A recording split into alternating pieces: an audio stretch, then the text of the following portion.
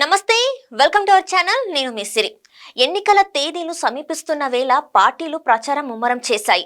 ఇప్పటికే పార్టీలు అభ్యర్థులను ఫైనల్ చేయడంతో అసెంబ్లీ, పార్లమెంటు స్థానాలకు పోటీ చేసేవారు విస్తృతంగా ప్రచారంలో నిమగ్నమయ్యారు. రాష్ట్రంలో టీడీపీ, జనసేన, బీజేపీ కూటమిగా బరిలోకి నిలిచిన విషయం తెలిసిందే. అందులో భాగంగా ఇప్పటికే 3 పార్టీలు తమ అభ్యర్థులను ఫైనల్ చేశాయి.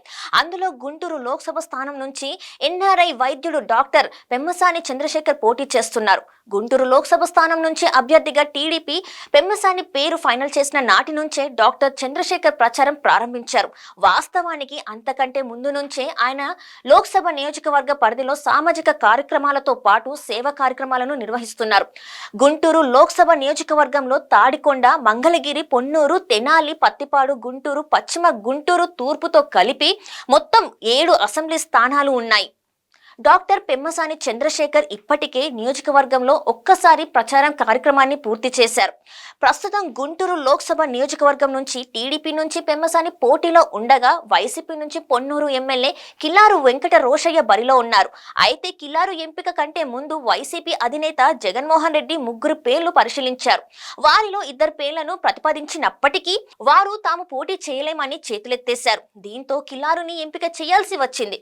ఇప్పుడు కిల్లారు కూడా తాను పోటీ నుంచి తప్పుకుంటున్నానని, ఇక్కడ మరొకరిని అభ్యర్థిగా ప్రకటించాలని పార్టీ అధిష్టానానికి చెప్పేశారు. దీంతో గుంటూరు లోక్సభ నియోజకవర్గంలో అధికార వైసీపీ గెలిచే అవకాశం లేదని తేలిపోయింది. ఇక కాంగ్రెస్ నుంచి గుంటూరు లోక్సభ స్థానానికి అభ్యర్థిని ఇంకా ప్రకటించలేదు. దీంతో ప్రస్తుతానికి పెమ్మసాని చంద్రశేఖర్ జెట్ స్పీడ్ తో ప్రచారంలో దూసుకుపోతున్నారు.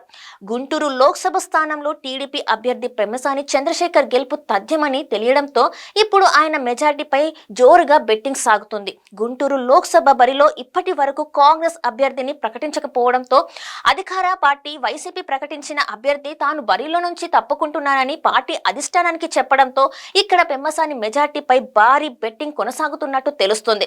గతంలో 2 సార్లు కూడా టీడీపీనే గెలిచిన నేపథ్యంలో ఈసారి కూడా టీడీపీనే గెలిచే అవకాశం ఉంది. అయితే ఈసారి గెలుపులో భారీ మెజారిటీ ఉంటుందని అంచనా వేస్తున్నారు.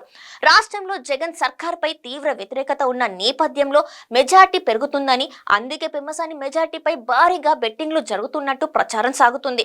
లక్షల్లో బెట్టింగ్ కి సిద్ధమవుతున్నట్టు తెలుస్తుంది.